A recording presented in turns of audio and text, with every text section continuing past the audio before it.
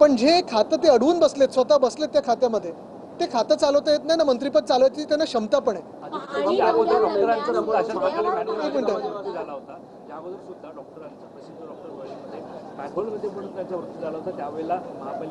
पण त्याच्यात त्या व्यक्तीवर चौकशी नव्हती लावली. मुंबई महानगरपालिकेचे जेव्हा कर्मचारी मॅन्युअलमध्ये पडतात, चौकशी कोणी लावली? भाजपाने लावली. आणि जी भाजपा अयोध्येच्या दानपेटीमधून पैसे चोरू शकते, जी भाजपा आणि भाजपाचे लोक, भाजपाने बसवलेल्या ट्रस्टमध्ये लोक अयोध्येसारख्या मंदिरामध्ये आणि उज्जैनच्या पावनभूमीमध्ये घोटाळा करू शकतात, मुंबई महानगरपालिका हे सोडणार आहेत काय?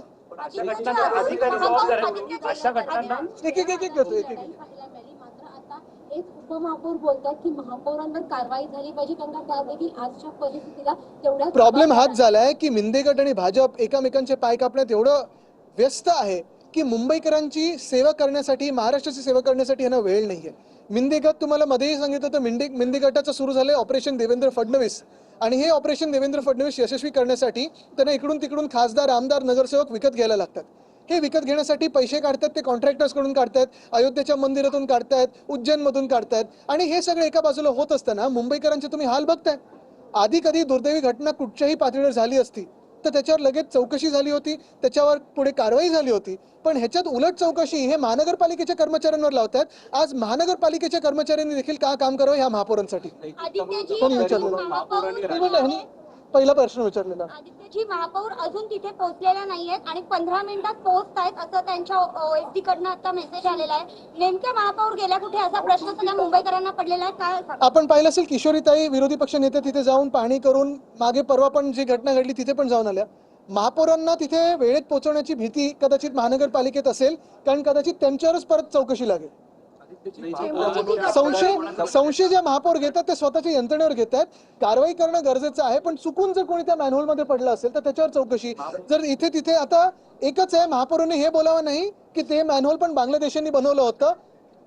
मुद्दा हाच आहे, गमतीचाच भाग जरी बाजूला ठेवला, कारण मी गंमत करत नाही, महापौरांना गंमत वाटत असेल, पण दुर्दैव हे आहे मुंबईचं की आज कॉन्ट्रॅक्टर्सच्या मागे हे सगळं महापौर आणि उपमहापौर लागलेले आहेत. त्यांच्याकडून पैसे काढण्यात असतील किंवा त्यांच्याकडून ब्लॅकलिस्टवाल्यांना कामं देण्यात असतील, मुंबईची सेवा करत नाही.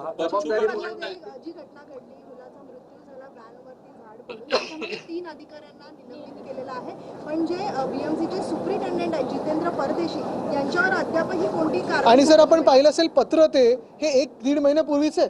महत्वाची गोष्ट पुन्हा एकदा सांगतो, जे कॉन्क्रीटीकरणचा रस्त्याचा घोटाळा मिंदेंनी केला, त्याच रस्त्याच्या घोटाळ्यामध्ये अनेक रस्ते असे जिथे झाडांच्या मुळांना देखील कॉन्क्रीट करून घेतलेलं आहे.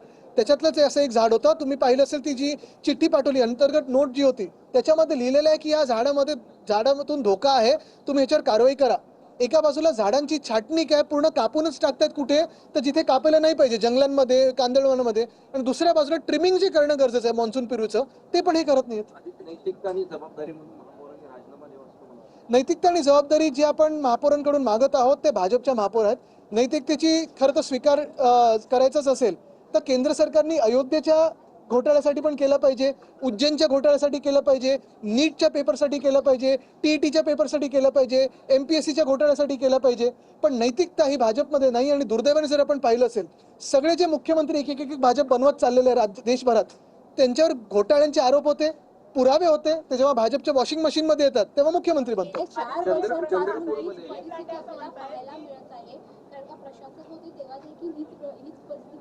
नगरविकास मंत्री कोण होतं 4 वर्ष? मुख्यमंत्री कोण होतं? मिंदे. पैसे काढण्यात व्यस्त होते, अकार्यक्षम, स्वतः नुसतं पैसे वाटू शकतात. त्यांची पूर्वीची काय उधळण्याची सवय होती का पैशाची बघायला पाहिजे.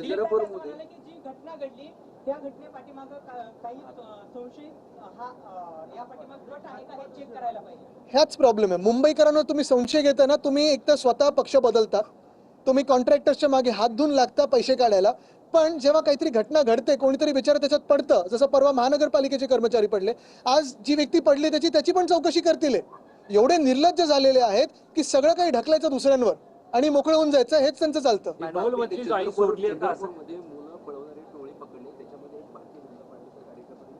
त्यांची प्रॅक्टिस चालू होती खासदार आणि आमदार पडवण्याची. पण दुर्दैव हेच आहे, जसं मी आत्ता पण सांगितलं की हे जे टोळे आहेत किंवा कुठे काही पकडलं जातं, त्याच्यात जसं आता तुम्हाला अजून एक नावाची आठवण करून देतो, ISIच्या हनी ट्रॅपमध्ये ती आलेली व्यक्ती होती कुरुळकर. काय झालं पुढे? भर चौकात फाशी द्यायला पाहिजे होती का? तर आपल्या देशाचे इस्रो आणि न्यूक्लिअर सिक्रेट्स त्यांनी पाकिस्तानला विकले होते. आता ही चंद्रपूरमधली जी टोळी होती त्याच्यात भाजपचा जो कार्यकर्ता आलाय, खरोखर त्याच्यावर कारवाई होणार आहे की त्याला क्लीन चिट मिळणार आहे? हे बघा, विचारा. आदित्यची मुंबईमध्ये मुसळधार पाऊस कोसळतोय, मात्र याचा